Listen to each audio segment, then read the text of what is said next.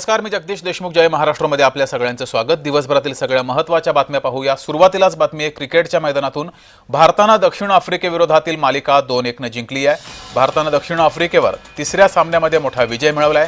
Team इंडियानं 9 गडी राखून हा विजय मिळवलाय. जयस्वालनं शतकी खेळी केली तर कोहली आणि रोहितनं अर्धशतक केलं. कोहलीच्या विजयी चौकारासह मालिका भारतानं खिशात घातली आहे. भारतीय गोलंदाजांसह फलंदाजांनी शानदार कामगिरी केली आहे. रायपूरमधील पराभवानंतर टीम इंडियावर मालिका जिंकण्याचा दबाव होता. दक्षिण आफ्रिकेनं भारताला 270 धावांचं आव्हान दिलं होतं आणि हे आव्हान भारतानं लीलया पार केलंय. तर भारतानं एकदिवसीय 3 सामन्यांची ही मालिका 2-1 जिंकलेली आहे.